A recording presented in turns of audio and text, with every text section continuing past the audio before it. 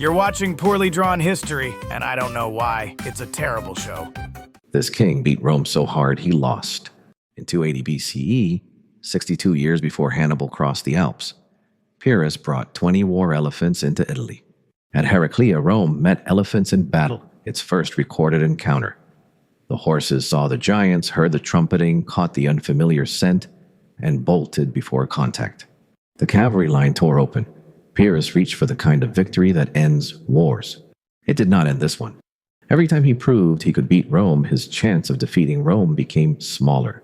So winning was the trap? The trap was what victory cost. Rome had a weapon no battlefield could kill. Not a secret legion, not a genius general, something waiting behind every army he defeated. This is the king who kept winning until victory devoured the men who made victory possible. To understand how victory became ruin, start with the invitation. Why carry an army across the Adriatic for someone else's war? Tarentum offered Pyrrhus the one thing he rarely refused, an opportunity. By 281 BCE, Rome dominated much of Italy. Wealthy Tarentum wanted a commander capable of changing that balance. Pyrrhus was king of Epirus, trained in Hellenistic warfare, and famous for treating geography like an unfinished to-do list. Plutarch frames that ambition through Cineas. It is a moral portrait written centuries later, not a transcript. Cineas asks what follows Italy. Pyrrhus says Sicily, then Carthage, then Macedonia, and Greece. After that, finally they can relax. Are we sure Cineas was advising him and not trying to stop him? Stopping him was the advice. Then he was history's most ignored whistleblower.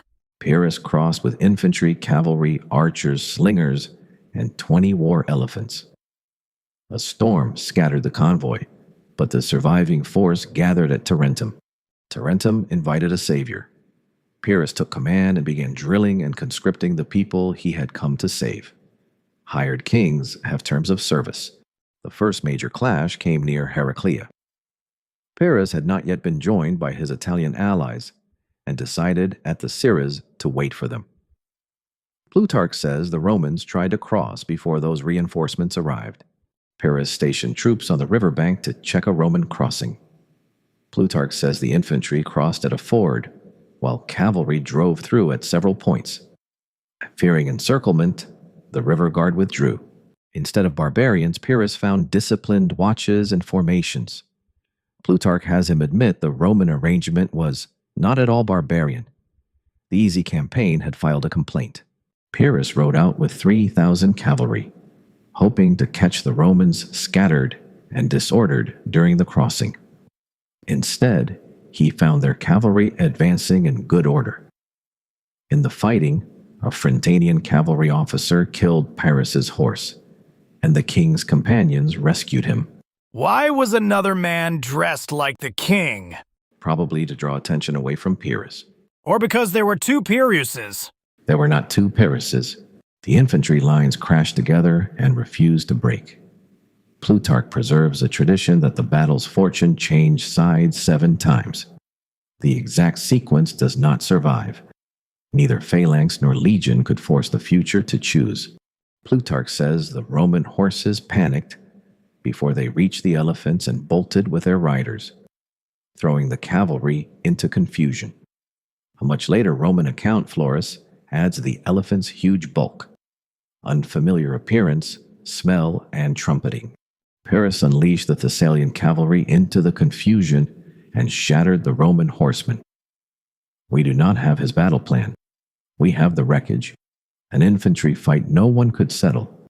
Elephants driving Rome backward and cavalry hitting the fracture. The Romans abandoned their camp. Pyrrhus held the field, but victory had devoured the very men who made victory possible. Rome could raise another army.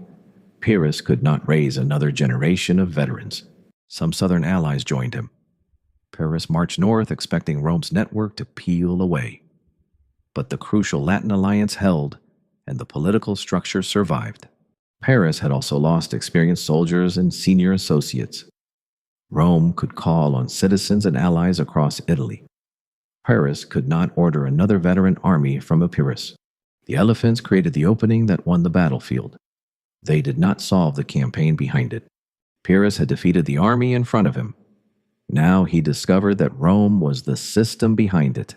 After Heraclea, Cineas offered friendship, security for Tarentum, and Roman prisoners without ransom. Pyrrhus expected victory to become a settlement before his army wore away. In Plutarch's account, many senators leaned toward negotiations. Then the elderly and blind Appius Claudius had himself carried into the Senate. Plutarch gives Appius a ferocious speech against rewarding an invader who was still standing on Roman allied soil. The exact words are literary, polished long after the room fell silent. The political answer they represent was not. Rome would discuss peace after Pyrrhus withdrew from Italy. While he remained under arms, the war continued. Rome replaced depleted formations and mobilized more troops through a wider network of citizens, colonies, and allied obligations. Not infinitely, not effortlessly. The losses were real, but its military system had more depth than Pyrrhus's expedition could match. Citizens, colonies, allied obligations, or a Roman cloning basement? A recruitment network.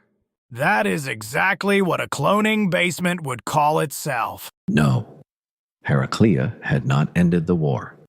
It had made another victory necessary, and made that second victory harder, because Pyrrhus had already spent part of the army required to win it.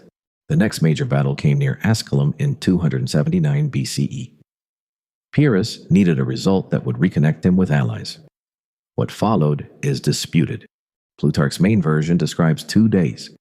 He also preserves Dionysius's conflicting account of one indecisive battle.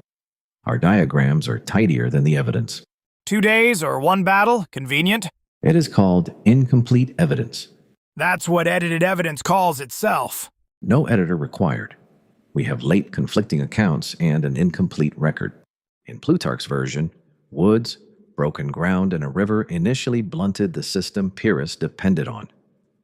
Cavalry had less room to maneuver, elephants struggled to reach the infantry, and Roman units could fight without giving every Pyrrhic arm the battlefield it wanted. The next day, Pyrrhus secured more favorable ground and brought the fight into the open. He mixed archers and slingers among the elephants, protected their approach, and pressed the Roman infantry with more of his combined arms system working together. The Romans tried to break his infantry before the elephants could decide the geometry. The battle became a contest in which both sides paid for every meter. In Plutarch's main narrative, Pyrrhus drove the Romans back toward their camp. In the conflicting account, neither side secured a clean decision. Pyrrhus could call the result a victory, and later tradition remembered it that way. But Rome still had the capacity to continue the war. His coalition had fewer veterans, fewer trusted commanders, and no political result to justify what had been spent. This is the battle behind Plutarch's famous warning. Another victory like it would ruin him. Then 2 invitations arrived, 2 new wars, both promising an escape from the war he had not finished. Sicilian Greek cities asked for help against Carthage.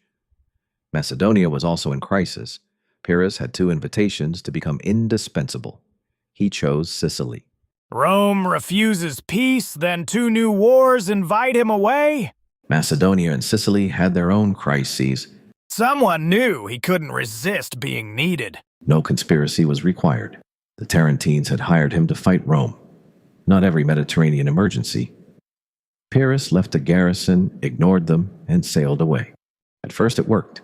Greek cities welcomed him, Syracuse contributed forces, and Carthaginian positions came under pressure. Pyrrhus captured Eryx, a major Carthaginian stronghold. Plutarch portrays him leading the assault personally. Heroic biography doing its thing, attached to a genuine success. Lilybaeum remained Carthaginian. Pyrrhus's attacks failed, and invading North Africa required a stronger fleet, trained crews, and cooperation from cities that wanted rescue. Not a new ruler. Then Pyrrhus turned welcome into obedience. He demanded crews and resources, imposed control, and treated allied cities as material for the next campaign. Momentum became resentment. The coalition fractured. Plutarch says one prominent Sicilian leader was killed and another fled. Communities reconsidered Carthage or the Mamertines rather than accept a liberator behaving like a ruler. He had arrived as a liberator and converted military success into political isolation, the exact opposite of what he needed in Italy. Meanwhile, his Italian allies were losing ground and asking him to return. Rome had spent the interval rebuilding pressure across the south. Plutarch says a Carthaginian sea fight cost ships, then a Mamertine ambush cost men and elephants. Pyrrhus reached Tarentum with fewer resources, friends, and options. He returned to Italy with fewer allies than when he had first won there. Rome had spent the interval making more soldiers. By 275 BCE, Pyrrhus's coalition was exhausted. Rome had battered southern opponents during his absence. Samnite manpower had thinned, and Tarentine trust had frayed. Near Beneventum, he tried to strike Manius Curius before another Roman force arrived. Plutarch says Pyrrhus sent his best available troops and elephants through difficult terrain at night. The march lost time and direction as torches failed and columns struggled through wooded ground. Dawn exposed the approach. Instead of reaching the camp under cover of night, Pyrrhus entered another battle already paying for the plan. Roman troops hit part of his force and drove it back. On open ground, Pyrrhus's elephants still created pressure, but this was no fresh Heraclea. Plutarch says fresh Roman guards came down from the camp defenses and hurled javelins at the elephants, forcing the animals to wheel around and run back through Pyrrhus's ranks. The elephants switched sides? They were hit with javelins. Or Rome got to the elephants first? Rome got to them with javelins. At Heraclea, elephants helped open the Roman formation. At Beneventum, they helped close Pyrrhus's campaign. This was no neat annihilation, but the strategic result was decisive. Pyrrhus lacked the coalition, reserves, and replacement depth to recover. After Beneventum, he returned to Epirus in the winter of 275 to 274 BCE, leaving a reduced force at Tarentum. He achieved the costly battlefield successes later generations remembered. He failed to force Rome out of the war. Back in Greece, Pyrrhus seized most of Macedonia from Antigonus Gonidas. In 272 BCE, before securing those gains, he attacked Sparta and then marched on Argos. Plutarch says the gate would not admit tower-mounted elephants. Removing and remounting the towers caused delay, alarm, and a traffic jam. Who builds a gate that doesn't fit elephants? Everyone not expecting an elephant invasion. Plutarch says one elephant blocked retreat. Another searched for its fallen rider as reinforcements pressed inward. Narrow streets became crowd control with tusks. Plutarch gives him an appropriately chaotic ending. An Argive soldier's mother saw Pyrrhus fighting her son and threw a roof tile from above. The tile stunned him. Men serving his enemy dragged him aside and killed him. The king, who survived elephants, phalanxes, and Roman legions, was stopped by urban architecture. A Pyrrhic victory is not merely expensive. It is a win whose cost wipes out or gravely endangers the larger objective. Pyrrhus could beat an army and spend the advantage before it became peace. Rome was built to survive his kind of victory. Rome had more, not necessarily at every battlefield, but across the war. More replacement depth, more political resilience, and more time. Rome outlasts him. Carthage outlasts him. Antigonus outlasts him. What if they were all using the same weapon? They were not coordinating. Pyrrhus kept leaving one unfinished campaign for the next opportunity. So Pyrrhus was the inside man. He was ambitious, Gus, not an agent. Deep cover. Good night, Gus. Next, Athens and Sicily or Persia captures a Roman emperor. Tell us which disaster you want in the comments. And if you enjoyed this one, like and subscribe. It genuinely helps the channel and lets us keep making badly drawn history.